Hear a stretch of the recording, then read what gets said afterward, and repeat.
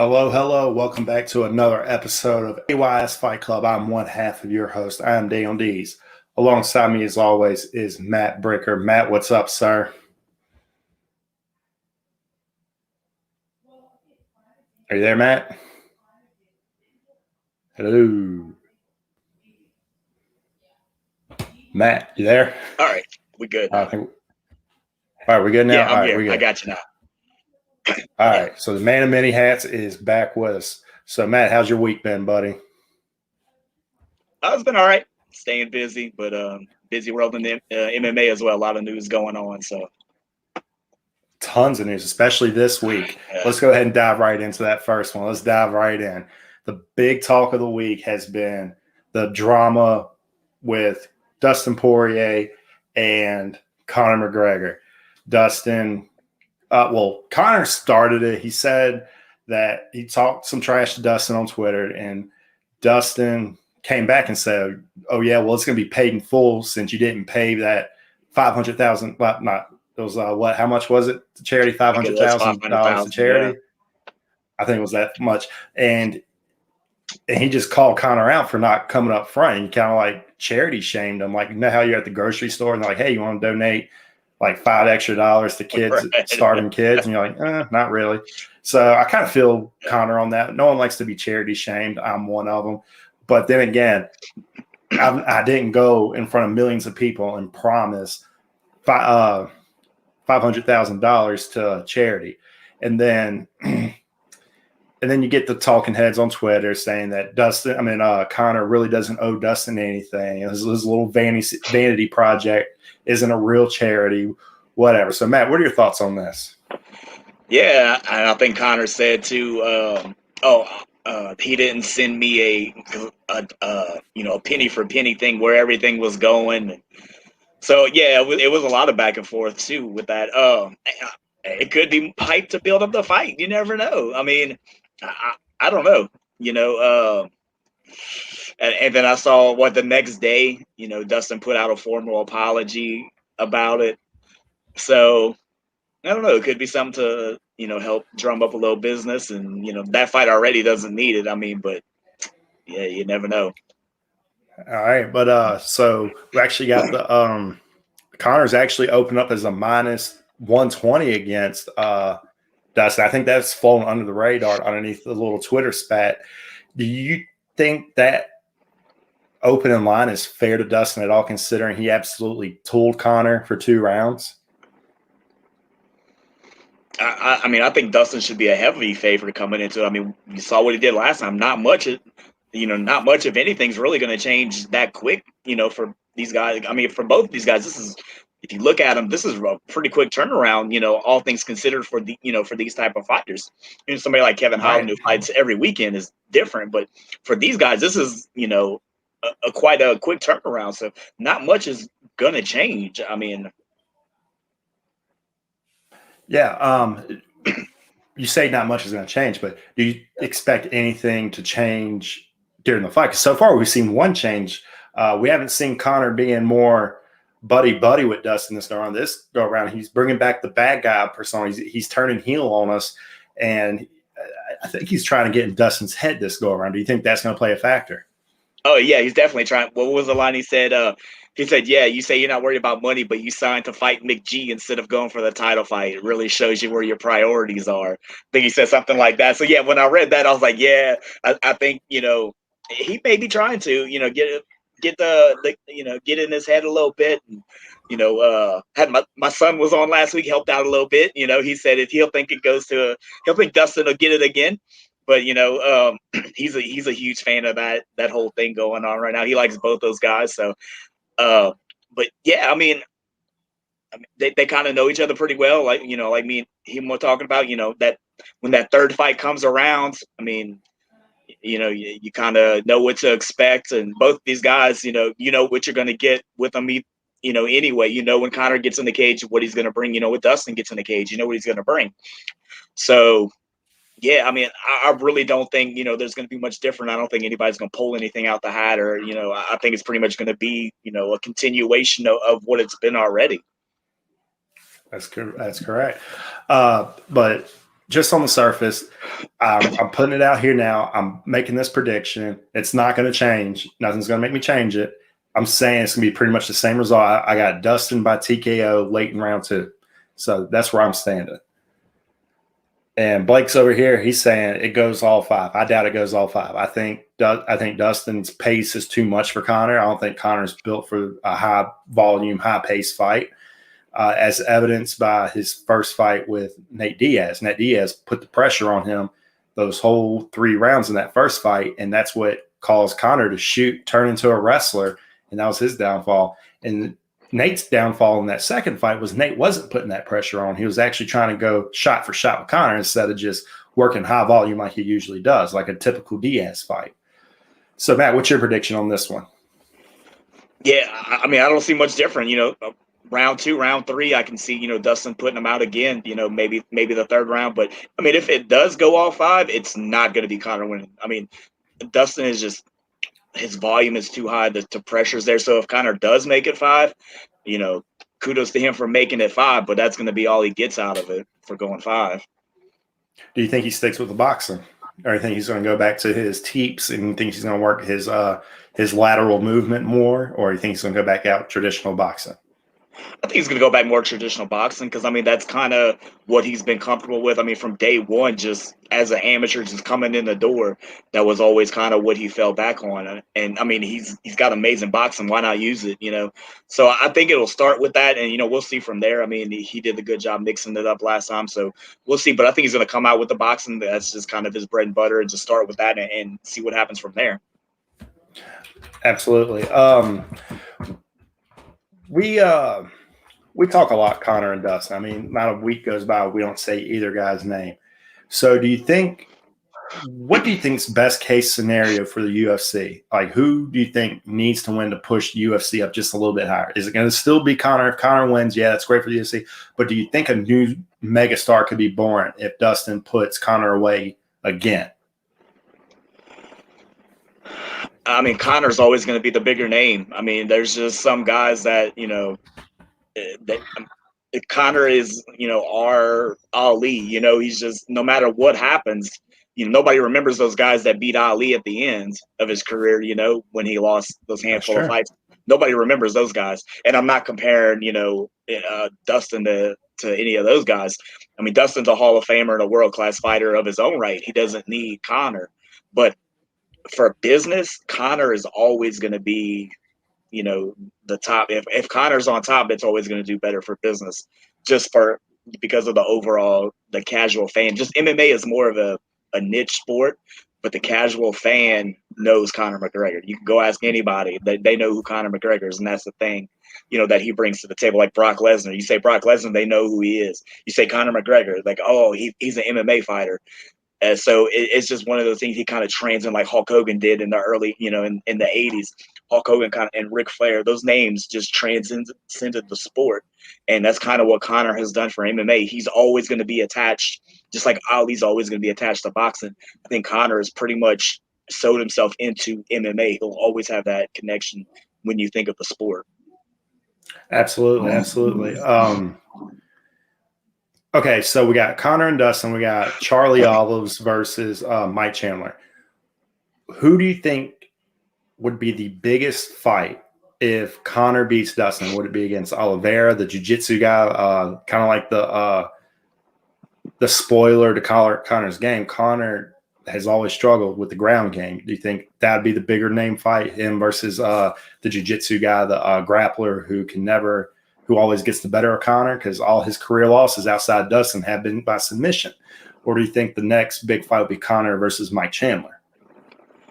I mean, MMA is becoming a entertainment type sport, and I think Chandler is a lot better on the microphone than Oliveira is, and I think that plays a part now in the business. It is what it is.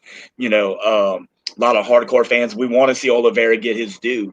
I mean, he passed up Royce Gracie for the most submissions in UFC history. Mm-hmm. That says a lot. You kind of – That's it. That says a lot. Like, and he's never got a title fight, Right. And so, to put that into context, like Royce Gracie had so many damn submission victories. That's because when he came in, nobody knew the submission game at all, except a few catch wrestlers here and here, like Ken Shamrock. And I think Ken Shamrock was the only other guy who knew how to do submissions at that time, if I'm not mistaken. A lot of his fights were in tournaments, so he was getting 3 in one pop. Submissions a night. Yeah, so I mean, UFC 1, UFC 2, that's 6 submissions right there. The events weren't as often, but the fighters kind of fought at the same rate. They fought on every UFC card because they were only every couple months. But there may be a UFC every weekend, but these guys aren't fighting every weekend. So the breakdown is still about the same, but he was getting 3 a pop. He'd walk into UFC 1, 3 submissions, so he had a lot more fights to do that. So for Oliveira stretching that out and just to beat, Royce Gracie's record, and to never even get a title shot, for hardcore fans who know those numbers and see that, yeah, we definitely want to see that. But the bigger name for the business end of it, they're going to want to see Chandler just because he's better on the microphone. He had that big knockout. People want to see a knockout over submission. Just the general public wants to see a big knockout. Chandler can deliver that. Poirier and Conor can both deliver the knockout. So, I mean, just, from that end of it, I think that's, overall, the overall impression of it. Okay. So let's play some fantasy what ifs right here. Okay. What if Mike Chandler goes out and he beats Oliveira within 1 round, and he gets the winner of Dustin Conor? He beats them pretty much in the same fashion. Like he's on a tear like he was against Hooker. Just pretend like that, Chandler comes out and he puts away his next opponent, Oliveira, out in round 1. He puts either Dustin and Conor out in round 1. Do you think right there, those 3 finishes, Hooker, Oliveira, Conor, Dustin, do you think that will pull Khabib out of retirement? I don't think so. I think Khabib's done. Like, I would love to see him get back in there for something. I would love to see something pull him out, because that means it's something huge that pulled him out. So that means something big has to happen, which is huge for any MMA fan. You always want to see something like that happen. But we always talk about this, the cultures are so different. They don't care about the same things we do, especially, going over there into, the Eastern Europe and Russia. It's a whole different philosophy. They look at things different. When they get to a point that say they're done, they're done. How many American fighters, any sport really, say they're retired and come back? Any sport, basketball, baseball, a lot of them come back. If it's from that region, how many of those guys retire and then come back? Those guys retire, they're done. Those Russian fighters retire, they're done. Those Polish fighters retire, they're done. So it's just a cultural thing. And I think when he said he's done, at the beginning, I was thinking, he didn't seem as sure, but now he seems really sure that he's done. So, unfortunately, I don't want to hear that. I don't want to say it, but because my fantasy booking right here, like I said this before, and if it ever happens, the world could credit AYS Fight Club, because we're the first person to put it out in the universe. We're the first people to speak it into existence. I want Khabib to come beat Mike Chandler and then move up to welterweight and fight Mike Chandler's training partner, Kamaru Usman. Because if that happens, then that's going to be the best thing that's ever happened to this show, bar none. Because we called it. I would love to see the Usman fight. That would probably be, to the common fan, probably the most boring fight in UFC history. But to your, fans that really know the sport, that is like the most exciting fight in all MMA that you can make. But yeah, no, I would love to see him fight Usman. I mean, especially the size difference, I think would help neutralize some of what Khabib has over the other lightweights. And, sure. So I think that would help Usman a little bit. Usman's already, dominant as he is. So, man, I would love to see that. We've talked about that, but. And Blake even said Usman beats Khabib at 170. I mean, on the surface, like I want to say yes because of that size and power difference, but man, we have yet to see Khabib in real trouble in that octagon ever. And we've seen Usman get tired in the later rounds. So can Khabib bring Usman into those deep waters? And is Usman's wrestling that good enough to nullify Khabib's GOAT wrestling? I mean, that's going to be like that's like a fantasy matchup that I'm chomping at the bit. Like this is the new, in my opinion, this is the new Anderson Silva GSP fight right here. It's Kamaru Usman, Khabib Nurmagomedov. And speaking of Usman, I just saw a while ago that Francis Ngannou is going to be in his corner versus in the Masvidal fight, because there's a new broship right there. Usman and Ngannou, I guess. We saw against Stipe, we saw Francis sprawl on Stipe and control him on the ground. No one predicted that. Everybody thought that if Stipe comes in and shoots on Francis, that's an automatic takedown like their first one. But we saw him just hit one of the nastiest sprawls in heavyweight history. He just, boom, just put those hips to the ground. Just, like he learned that from Kamaru Usman. And do you think, and like I want to say, like, do you think Usman's learning some striking from Francis, who learned some more striking techniques from people like Teddy Atlas and Mike Tyson? Do you think that he's passing that knowledge down on the Usman? So what do you think about that little broship right there? Oh yeah, definitely. It goes both ways. Whenever you're training with somebody, you're going to be good at something that they're not, and vice versa. And they show you something, then you kind of show them something. So yeah, definitely. I'm sure he's picking up tidbits here and there. I mean, no one can hit as hard as Francis Ngannou. You can't teach power, but I'm sure he's teaching them. There's little things you can do with your form and technique, just little things that you can switch. With your feet, your hips. There's little things, and that you can get a lot more power out of yourself. You throw a punch, you may only be throwing with 70% power because you don't know how to use your body right to get 95%. So, he could be teaching him how to use his own power that he has within him. Yeah, especially at welterweight, if he can get that big knockout blow to go with what he's already got, that's going to make him all the more dangerous. But yeah, I'm sure it goes both ways. I'm sure he's picking up things here and there. Yeah. Ladies and gentlemen, Chris Williams will be joining us very shortly. Can't wait to talk to him. If y'all haven't seen Chris Williams, I highly recommend YouTubing him. Not right now, not while you watch this show. I mean, do that some other time. But right now, keep your eyes on us. But if you get a chance, please go watch Chris Williams. I've been watching some film on him. The dude is stout. Like, this dude is ginormous for a 185. 185, correct? Yeah, 185, yeah. Fighting for the 185 title next Friday. Like, nobody who can walk around, like, not walk around, weigh in at 185 should be that big and like have that kind of energy, that kind of explosiveness to him. That's scary. That's a scary dude right there. Yeah. All right, but before Chris Williams comes, let's keep moving on. Let's keep this train rolling. All right, we got some drama in the bantamweight division. Actually, we got Aljamain going back and forth with Peter Yan, the Sean O'Malley's putting his 2 cents in, and he's calling out Dominic Cruz, and now somehow Henry Cejudo gets pulled into this. Like, I don't know about you. Right now, to me, the bantamweight division is probably the most exciting division right now, because it seems like these guys are actually chomping at the bit to get their hands around each other's neck. Whereas welterweight, it's kind of a slow-moving train. Lightweight, it's a slow-moving train. It's very silent. Not many people are calling anybody out. Middleweight, nobody's trying to throw their hat in the Izzy.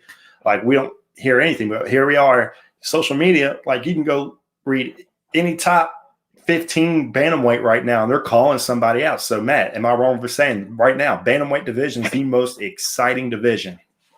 No, I definitely agree with you, and it kind of comes, in flows and stages where the lightweight's got a lot shaken up and going, and that's the hottest division. But you kind of at a stall now with your top couple of your title picture, your top couple names, so everything's kind of stalled.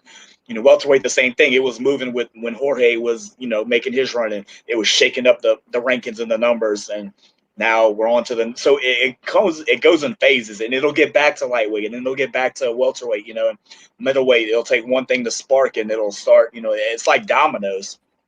It just takes one thing, and that division's just kind of rolling right now. And bantamweight, where everybody wants everybody, and you got a lot of names, kind of floating around. So yeah, right now definitely, and that's the good thing about it is each division kind of has their turn. Oh, absolutely. Like, I mean, we got Aljamain on the shelf for the moment because he's actually having neck surgery done. Yeah. Everybody's like saying that he's faking it, but anybody who's followed Aljamain Sterling throughout his career knows that he's had this lingering neck issue for a long time. So I'm not gonna knock him on this. So did he milk the knee to the face? That's up for debate. I don't think he did. I think when he got kneed on the ground, I think it really rang his bell. Jan deserved to get disqualified. He cheated. I mean, it is what it is. You need an opponent down like that. It's a cheat. It is. We're going to call a spade right there. It was a cheat. And Jan is blessed enough to get the automatic rematch off of a cheat.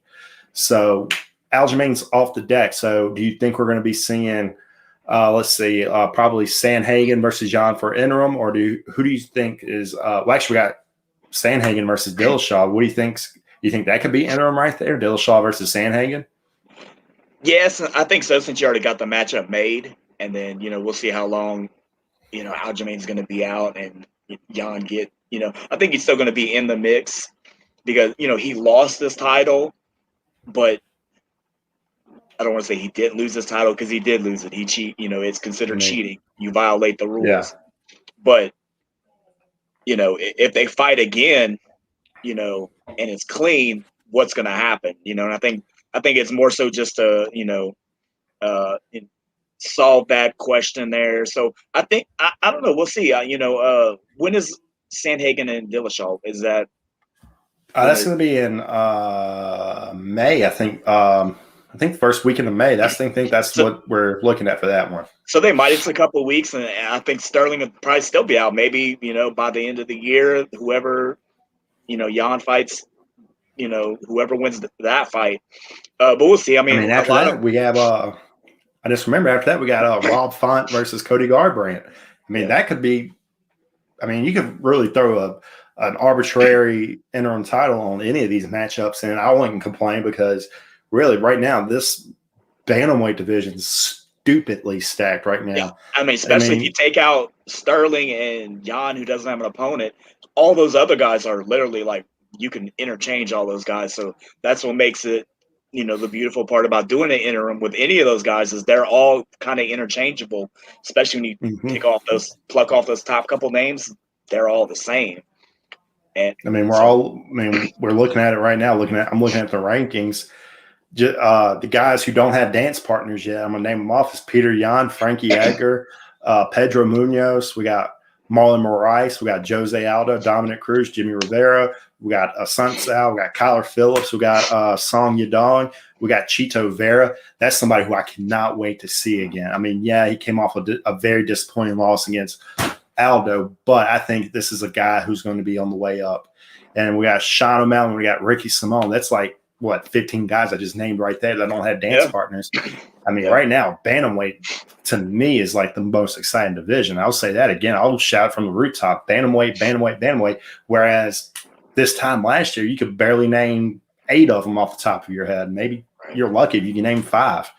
So what you think about the bantamweight division just based off the names I just said who don't have dance partners? And who would you like to see fight that don't have dance partners right now? Man, like I said, they're all so interchangeable that you can really mix and match any of them up. Frankie Edgar, I don't know how much he's got left, but man, I'm a huge fan of Cody Garbrandt, but he's got somebody. So, Dillashaw, like you said, coming back. There's a lot of names at the top. Though I want to see, Chito Vera, like I said, one of them. Get O'Malley back in there. He rebounded, from his bout with, Vera. So I mean, there's a lot of these guys you can really mix and match a lot of these guys because, like I said, once you pluck off those top couple names, a lot of them that are really interchangeable. So there's a lot of great matchups you can do. I mean, be honest with you. I wouldn't mind seeing, let's see. Give me Kyler Phillips versus Peter Yan. That sounds good for me because we got Kyler Phillips who just got over Song Yadong, got TKO over Cameron Elsey, and decision win over Gabriel Silva. I mean, the dude, and we got Ricky Simone who just beat Brian Kelleher, Ray Borg. I want to see Peter Yan versus somebody on a little win streak right now. So far, those are the only guys. We got Ricky Simone and Kyler Phillips. So, and basically a fantasy matchup I would really love to see would be Frankie Edgar versus Dominic Cruz. Yeah. Who do you think would take that one? Probably Cruz, because I mean, I think Edgar's definitely on the way out, more so than Cruz is.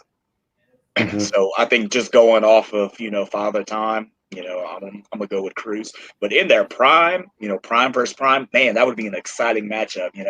Two very tough guys. But That'd be I some just good think, fan service right there. yeah, I just think father time and just a lot of treads off the tires more so for Edgar than Cruz, and I think that's really gonna make the difference. Yeah. All right. So let's go ahead and move on. Let's talk about what's going on this weekend. I mean, nobody really asked for this fight right now. It's Ben Askren versus Jake Paul, but right now it's like the fight people just can't stop talking about it. But you know what? I'm going to sit back and enjoy myself on this. I am. I mean, it's a fight between two guys that people know their names, and I'm very excited because Ben Askren's the underdog, and he's going to absolutely win people a bunch of money, a lot of money. But we'll get back to that in just a little bit. Right now, we got Chris Williams on the line. Chris Williams is here with us. So right now, everybody, here he is, Chris Williams. Chris, what's up, man? Hey, how's it going? Hey, Y'all doing all right? Going good. I was just Yes, telling everybody before you got here to let's see. I'm sorry, I gotta fix this. Okay, got you right here. All right, it's all good. All right, I was telling everybody like how huge you are for a 185 fighter. Like I was sitting here, I'm watching your film. Like this guy is ridiculously huge for 185. Do you like what's your walk around weight? Do you mind me asking? What do you walk around at? It's not that bad actually. If I do let it get out of hand, I can probably get to maybe 220, but that's max. So it's not too bad. Actually after this fight, me and my team was looking to actually make the jump to drop down to 170 because I feel like I'm probably better suited if I'm going to make a run professionally to fight at 170 versus 185. So we'll see what happens after this fight. Dude, you're big for 185. You're gonna be a giant at 170. Like I'm excited for it, man. Let's get you to 170. I'm very interested for that. So, Yeah. Chris, tell people you're fighting. Where are you fighting out of? What's your camp? Tell everybody. All right. So I fight out of the Fight Compound. It's a mixture of Brent's Elite Combat Academy, Blake's Trouble Boxing, and Chad Linhart's Carlos Machado. Let me pronounce that correctly. Carlos Machado's gym. So they decided to go ahead and I guess overlap and combine gyms, and it's been a blessing so far. So I can't complain. Hey, man. Anybody in your camp that not many people have seen yet that you want to give a shout out to? Like people like me, like I love watching these new up and coming guys. Who in your camp should I be keeping an eye out for? We got two thoroughbreds. I'm pretty sure you've already heard of their names. Michael Mano and Overtime Jesse Henry. Those boys are they're coming strong. And with Michael making his, I don't know how many title defenses he's had for AK so far, but he's been killing it, man. And Jesse, with his, God, I don't even think it made a minute, or I think he had a first round knockout, but I doubt it even lasted a minute. His last professional fight, so he's coming on strong, both of them. Yep. So look out for those guys. 100%. We'd like even to have them on. We love plugging the local guys. We'll do that until the wheels fall off this wagon. So, Chris, what is your mindset going into next Friday? It's for the title. Like this is arguably the biggest fight of your career so far. I'd say it is. I mean, it's a title fight. What's your mindset right now? Where are you at? I mean, you're all smiles right now, so that tells me you're in a good headspace.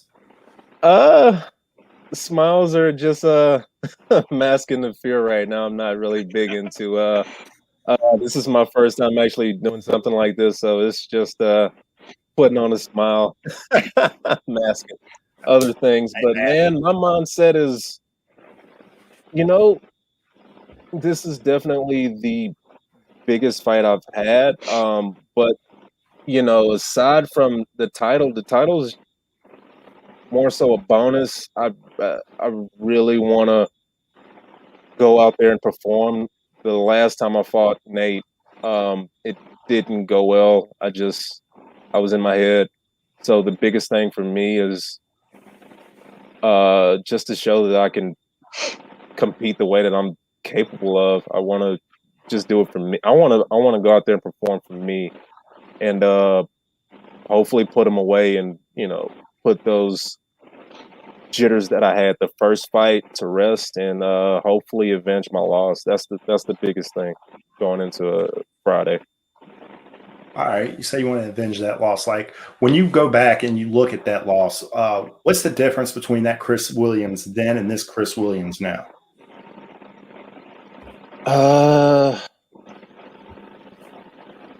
It's still the same. I'm like GSP, man. I go into fights. God, I go into fights with a lot of fear, but it comes with the territory. You still got to go in there and perform. Right now, I'm hungry. I'm chopping at the bits. That's probably the biggest thing. I'm ready to just go out there and compete. Knowing that last fight that I had with Nate, that wasn't me. My team, everybody who's a part of the fight compound knows that isn't me. So yeah, just that competitive edge in me. Yeah, you said that you compared yourself to GSP. I love that you brought this up, that like you're coming in with a fear the same way GSP does. A lot of people think that when some fighter said, well, I'm scared to go in there.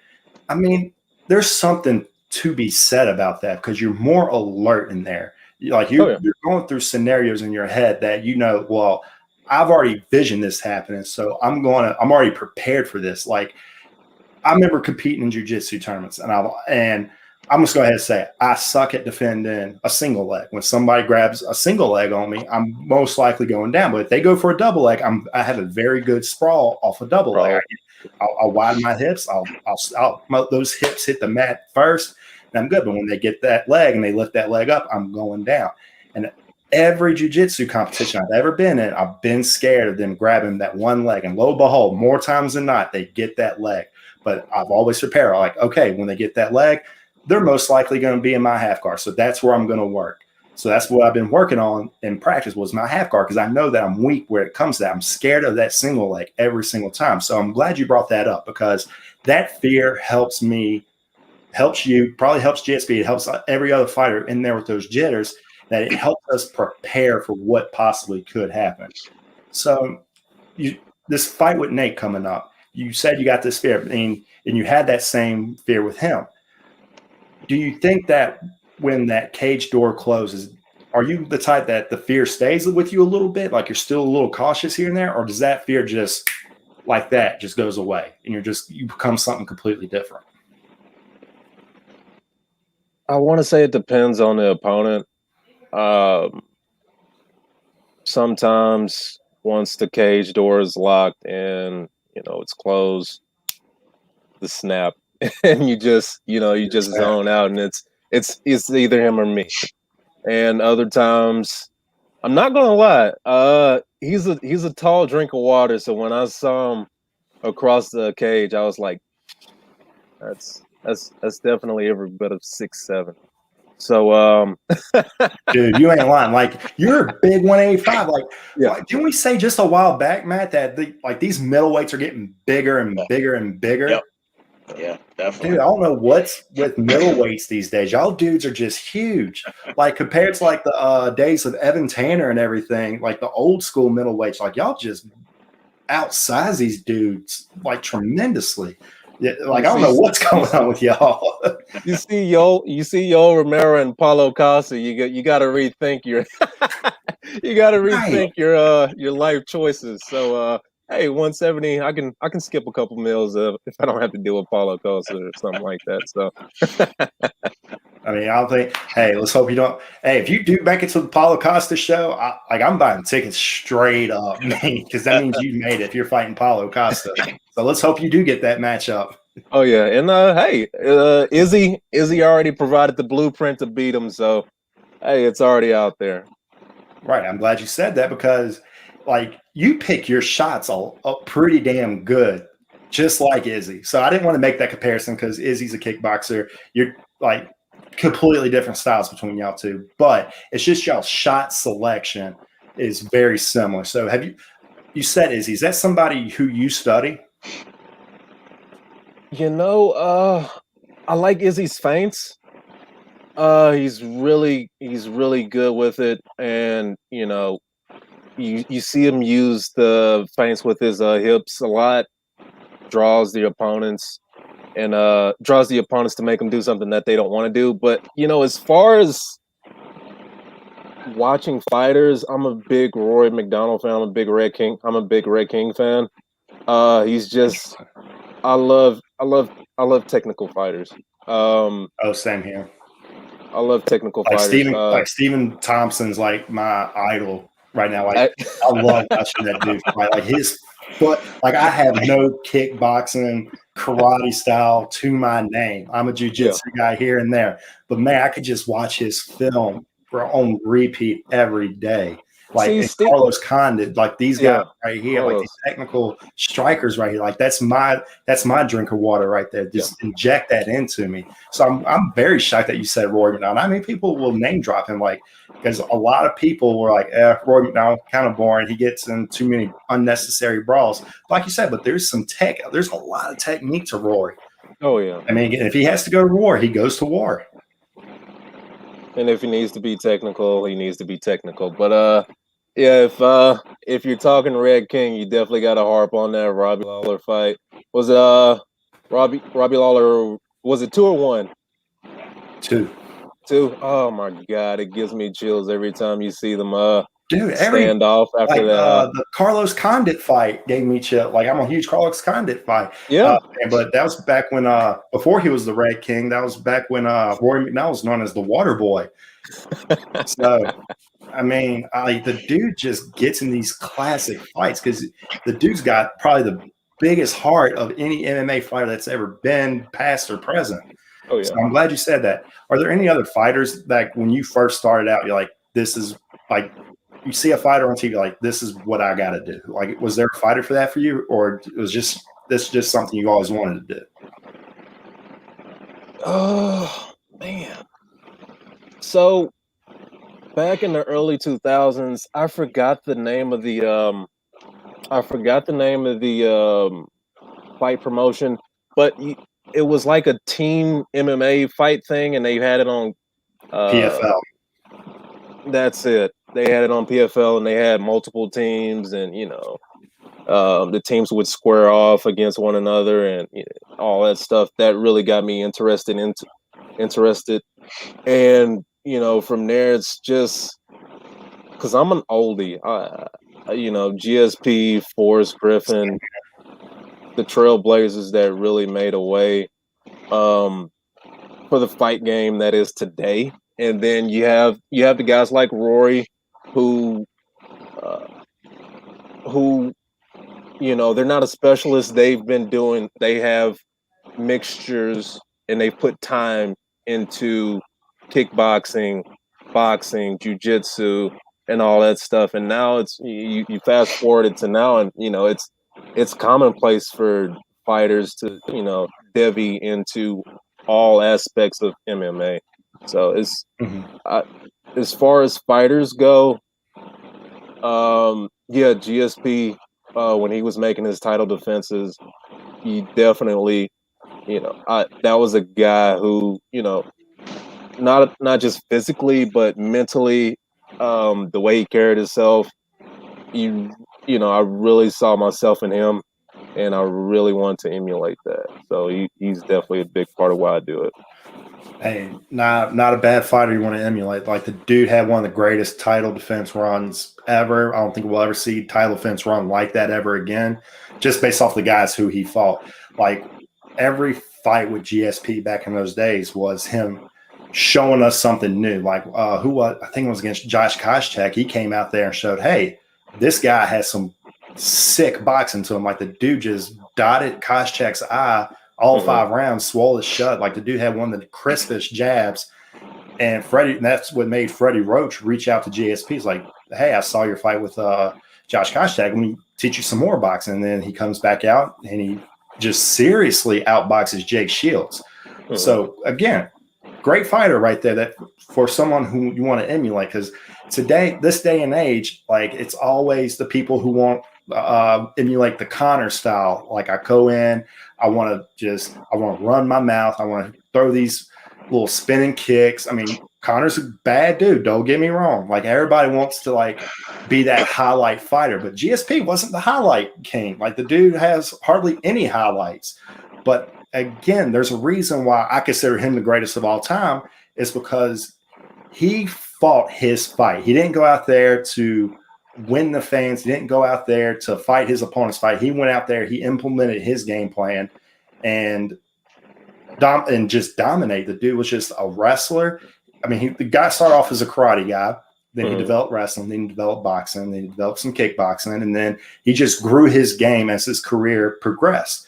So you see yourself being the same way? Do you feel like you're going to be adding more to your arsenal? Or are you just going to stick to what you know? Like, what's your plan going forward? I'm still green, so there's definitely a lot. There's definitely a lot I can. There's definitely a lot I can add to my game. And as time progresses, I hope to accumulate more and more information, more techniques, learn from teachers and people, and just try to implement it in sparring, and translate the stuff that I'm doing in-house to actual in-cage fighting. So it's the fighting is it's the cherry on top, but definitely the everyday process of being a mixed martial artist that gets me out of bed. That's the best part of what I do. All right. So would you say that's your favorite part? It comes and goes. Sometimes when you're busting your butt and training camps just you just want it to be over and you just want to fight. Sometimes you just want to say to hell with to hell with training and learning. I just want to get in there and just tear this dude apart. Sometimes it comes and goes.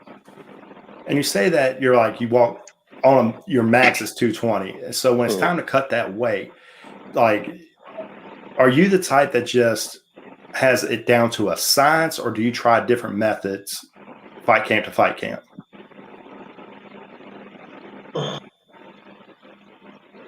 It's still a learning process. I mean, I started fighting. I started this about 4 years ago when I was like 23, so I don't really have a background in wrestling. And wrestlers, they already have it down to a T, how to, make weight, water intake, sodium and all that stuff. It's still a process for me, but I sweat really good and I work really hard. So, once the pounds start to drop, it doesn't take much for me to get to 185. It is a pain, but if I wanted to, I could probably diet and make it to 185 if I really wanted to. So 185 isn't that bad. I'm hopefully gonna try to see what the weight cutting is really about and try to make a push for 170 after this one. So we'll see what happens. Hey man, dude, I would love to see someone of your size make it to 170. I mean, to be fair, we've seen guys fight at 170 who go on to fight at heavyweight, like Anthony Johnson.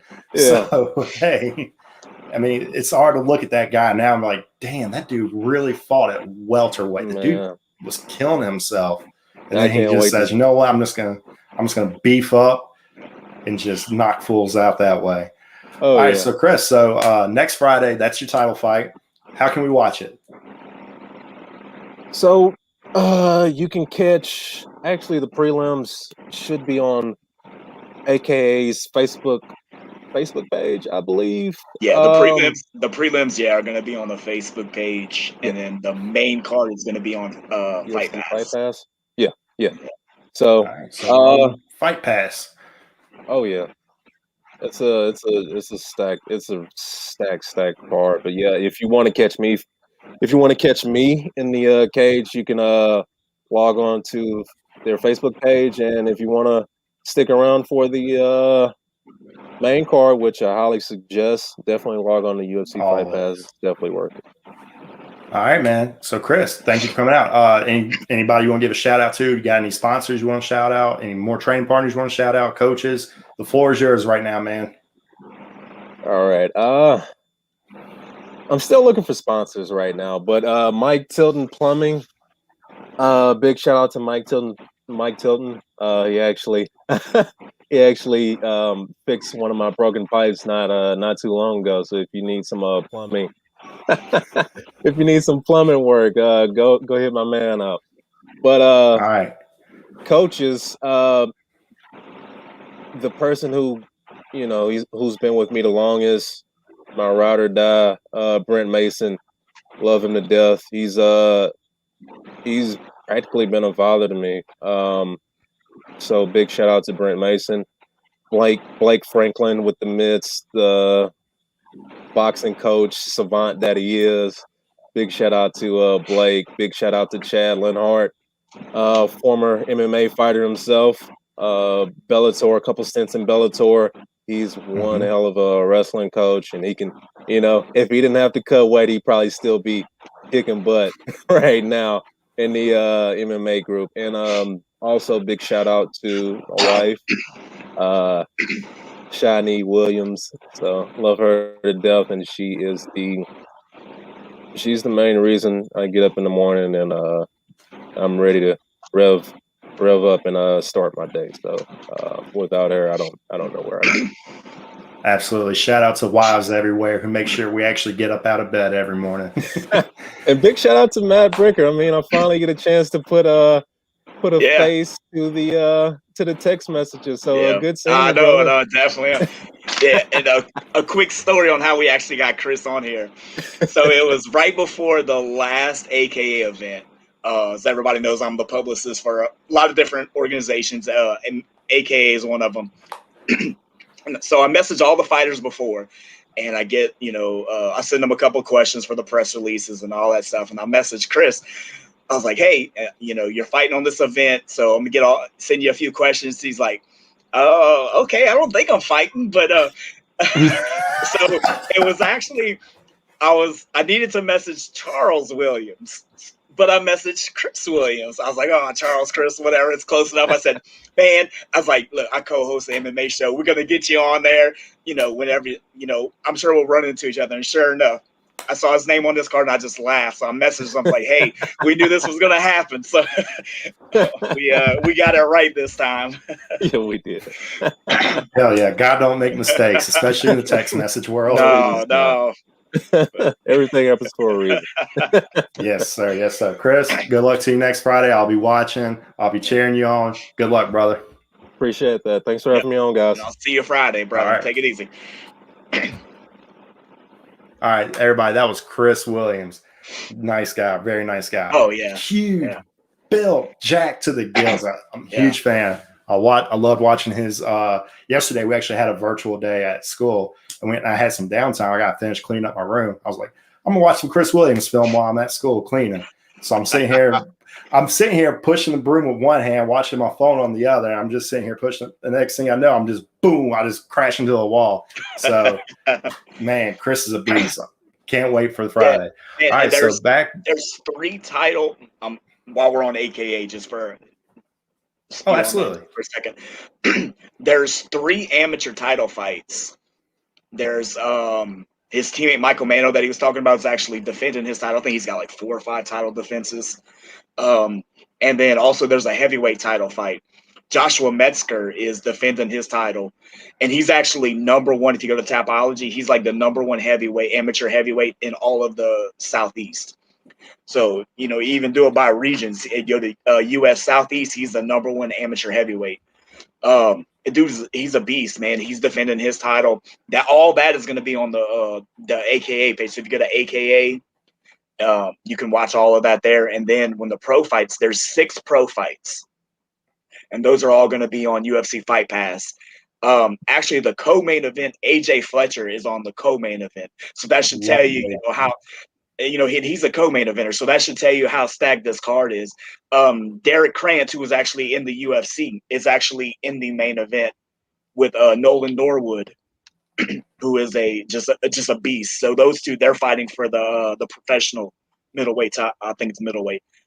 But yeah, I mean, that card is just stacked, you know. So yeah, AKA the Facebook page and Fight Pass, you know, man, it's going to be a killer event. Can't wait. All right, so before Chris got on, I started the conversation about Ben Askren versus Jake Paul. I said Ben Askren's going to win people a lot of money. He's still the underdog. He's plus 150. Make your way to your nearest bookie, sports book, wherever. Bet almost everything you can afford on Ben Askren. He is going to absolutely bulldog this dude. So, Matt, what do you think? Yeah, I mean, Jesus, I can't believe we're talking about. And okay, like I'm stuck. I can't even believe we're talking about this. Yeah, and that's what I'm thinking. I was like, God, this is all everybody's talking about. You have, you know, Demkov fighting Phil Davis tomorrow. You got, you know, a UFC card Saturday, and everyone's talking about Jake Paul. So like, I'm still trying to like wrap my head around everything going on. But. And I mean, like, even like we were talking when my little boy was on, we were talking last week. Once you get to the UFC, you can do everything really good. You may be better. Obviously, you know, Askren is a world-class wrestler. If they were wrestling, it would be nothing, you know. But it doesn't mean he doesn't know how to strike. I mean, he wasn't with Duke Rufus for a while and not learn how to strike, you know. So that's what I've been saying. Like, you don't train at Duke Rufus and don't know how to throw a punch. And not know how to strike. Yeah. Everybody loves throwing out that Damian Maia fight where Ben Askren's slow with his punches, looks like he's in mud. But people forget that the dude was undefeated for a damn decade. Yeah.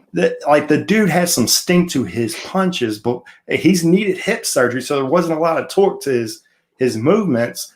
So now he has his hip surgery. He looks way more fluid. You can see that when he's hitting pads.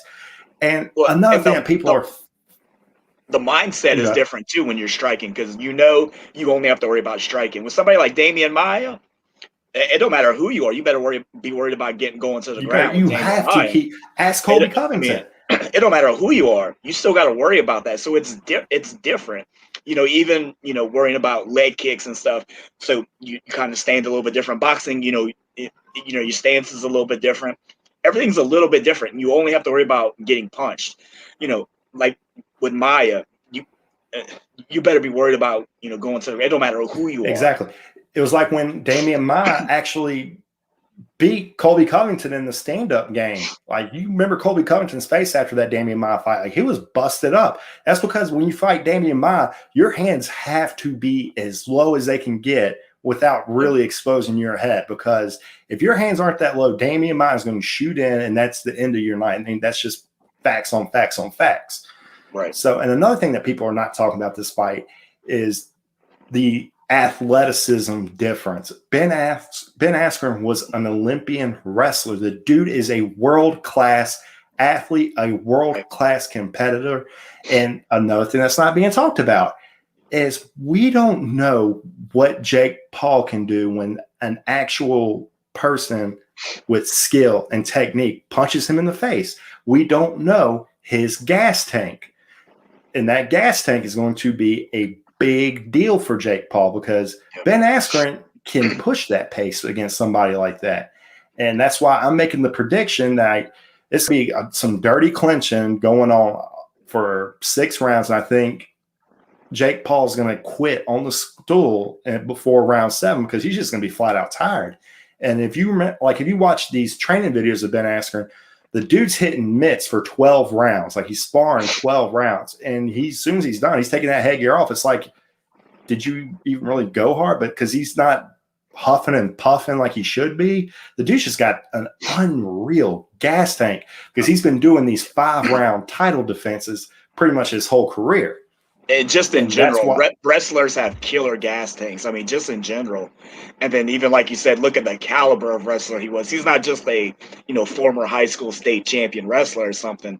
This is a world-class Olympic caliber wrestler. he won the So Hodge Trophy twice. Yeah. Twice. And the Hodge Trophy is a harder trophy to win than the Heisman. I mean, that's just my opinion on the matter. I mean, he won it twice. I mean, yeah, like you said, this is not a fellow YouTuber. This is not a retired basketball player. This is a combat sports athlete. Like, this is a whole different caliber of athlete. So you got to look at it like that. And Askren's going to know, the dirty little things to do, get a punch here. He's going to know those little things. And that experience, combat sports, his experience in combat sports in general, he's you can't make up for that experience, so he's gonna have that. And I just think the biggest thing is people are just say, oh, Askren's a wrestler, but yeah, I mean, you got to know everything. He can do everything, and his training with the mitts and stuff, the big thing, that gas tank, that's gonna serve him well. And like you said, what is Paul gonna do when he's in there with a real athlete? And that's gonna be the biggest question for him. Absolutely. So yeah, bet the money, bet everything you can afford. Don't bet like everything. I mean, because I hate to admit, Jake Paul does have a puncher's chance. It's boxing. Everybody has a puncher's chance in boxing. You got those big weapons on your hand, and if you got a chin, you can get knocked out. Don't bet everything, but bet what you can afford on Ben Askren. He's going to absolutely beat the dog shit out of Jake Paul. I mean, that's no cap right there. All right, so we're done talking about that until next week, because we're going to obviously have a review on it. So let's stop talking about that. Let's talk about something that got announced recently. We actually got 2 title fights that have been announced. We're both big fans of Jan Blachowicz. He has been announced to fight Glover Teixeira. I'm kind of worried about Jan on this one because Glover does have dynamite in his hands. He does have a very underrated slick jiu-jitsu game. That being said, I'm taking Jan. Matt, I have a feeling you're taking Jan in this one too. Oh yeah, definitely. But like you said, I mean, Glover does have those, those things you have to worry about. But yeah, I mean, Jan is just at a different level right now. And it's like almost like he's reborn since he's won the title. Just he's looked like a whole new fighter. We've seen that with he reminds me of like Arlovsky when he looked like he was going downhill, and all of a sudden, he gets back up and he goes on these runs. You're like, where did that come from? And that's kind of where Blachowicz is right now. And I just think he's just at the top of his game right now. And especially a win over Izzy Adesanya is that's do a world of confidence. That's a confident boost for the ages right there. Absolutely. All right, and we also have Amanda Nunes going down back to her home at bantamweight to fight Juliana Pena.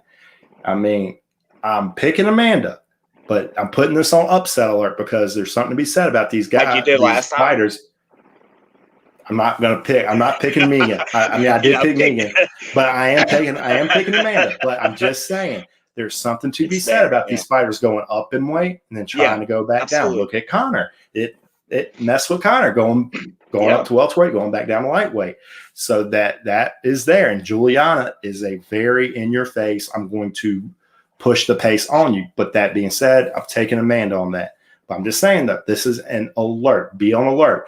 I would not be surprised if this goes Pena's way. I would not be surprised if Pena won a few rounds. So Matt, I'm assuming you got Amanda on this one too. Yeah, I got Amanda. I mean, she could win a few rounds. I think that would be a win in and of itself, but I don't think she's going to beat her. It's just Nunes is, and like you said, the weight thing is definitely an issue. It could get you. It just takes one bad weight cut to, especially at this high of a level. But I think they're just running out of names. So, I mean, there's not that many featherweights for her to really stay up there and compete with.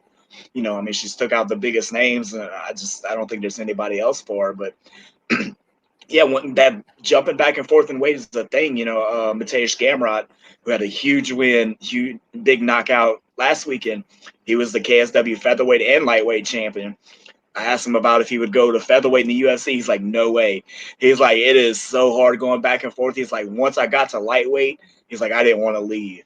You know, he said, I had the featherweight title, so I did what I had to do. He said, but man, he said, once you get that reprieve to go up a weight class, he said, your body, he said, it's just so different. And then going back down, it's a nightmare. So, you know, that's definitely a thing. You know, a weight cut can, you know, we'll just have to see how, you know, how she feels. But I think skill level, I mean, I don't think, you know, Payne's going to be able to even touch her. Right. All right. So let's move on to UFC on ABC 2. Some stars were born that card. I had Gamrot on there. I think he's a star on the rise. You called that a long time ago. Also got Daniel Rodriguez, who went over on Mike Perry. Mackenzie Dern. She was already kind of a soft star, but now she's making a bigger name for herself. And we had Vittori go over on Kevin Holland. But in my opinion, I think the guy who stole the show was Julian Marquez, who took Sam Alvey out. So, in your opinion, who stole the show for you? I'm gonna go with Gamrot because this is definitely the guy that I have for this next wave of Polish fighters. I mean, that first big wave was, you know, Jan and you know, Joanna and Kovacevic, but now this new generation, it's, you know, Gamrot. There's a couple other guys outside the UFC, but he's the first one in there for this next generation of Polish fighters. And I mean, he looked great, you know, that 1-2 down the middle, and he ended it right there. You know, this dude has amazing power, and you know, he did exactly what I thought he would do, and I think getting that win in the UFC, I talked to him after it. The dude's on cloud 9 right now. Like, so I think I think he needed that because he really thought, you know, because I talked to him about that first, you know, don't tell him he lost that first fight, by the way, if you ever talk to him. But then I knew better. I never said, I was like, man, you know, coming off. He's like, I never lost that first fight. He said, you know, I think I won. You know, it was a split decision. He's like, I didn't lose. He said, but this time, you know, I'm coming out and I'm gonna prove everybody wrong. You know, he had that big chip on his shoulder from that, and he still got a chip too. Oh yeah, you could see it. And he still got it. He's like, I didn't lose that first fight. I was like, man, you just knocked this dude out. He's like, but I didn't lose the first fight. So like, he's really, you know, he's really wearing it. And I think, man, that's gonna push him. And he's at American Top Team now. So I think that was a big thing too. He said Mike Brown is actually his head coach now. So that's a nasty head coach for somebody with his skill set already. He just switched to Mike Brown. Yeah, and everything that the dude has done, and he's kind of, for the most part, really a lot of it he's done on his own. You look at, you know, where he's come from and what he's been through. He's at American Top Team now, and then right before this fight, he got Mike Brown as his coach. So this is only one fight under Mike Brown. So, you know, we'll see. You know, and most of his training partners, he said he spars with Poirier, Masvidal, or like 2 of his 3 main training partners. So, gosh, damn. Yeah, I mean, man, you know, it can't get much tougher than that. You know, you go with those guys, man, you can knock anybody out, you know, while you're rising up the ranks, you know. Absolutely. So I think he's in the right position. This is definitely a guy you're going to see, you know, get in the top 15 and work his way up and just, you know, become a huge star. Yes, sir. All right, so that pretty much does it for our topic. So let's end this. Let's go to 3% Polish. So Matt, what you got for us? The floor is yours. I think I kind of went on a spiel a little bit. You know, I think I kind of jumped the segment a little bit. You know, talking about Gamrot, but you know, a lot of the segment I've talked about the next wave of Polish MMA fighters, and I think I really showed that. But I mean, there's a lot of great guys in Poland right now coming up that are a lot like that. You know, there's Mateusz Rebek, who's in FEN, and does the same thing. He knocks guys out, and you know, does the same. You know, fights a lot of the same way. You know, KSW has an event next Saturday. So I think we'll talk a little bit more next week about that. But the co-main event was supposed to have Thomas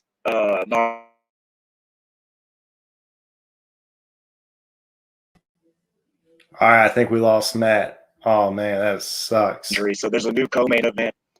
He said it'll be all right. It's nothing major, but he's gonna hopefully get back in there soon. Hopefully the next KSW event or two, he'll be back in there. But that's it for this one. I kind of jumped the gun a little bit early. Talked about Gamrot a little early, but. All right. We actually have Blaine Smith who just asked us, when is Nate Diaz fighting again? Blaine, he's actually fighting Leon Edwards coming up, so stay tuned for that. I don't think the date has been announced, but he does have a partner in Leon Edwards. So be on the lookout for that, Blaine. Matt, we're kind of losing you right now, so good thing this was the end of the show. So everybody, remember the first rule of Fight Club. Tell all your friends and family about Fight Club, and then go fight them. I mean, don't do that. That's how you get domestic assault charge. But hey, only if they consent. If it's consensual sparring, go for it. All right, so that does it for us. I'm Dayon Dees. He's Matt Bricker, the man of many hats. Y'all behave yourselves. Be good. Peace.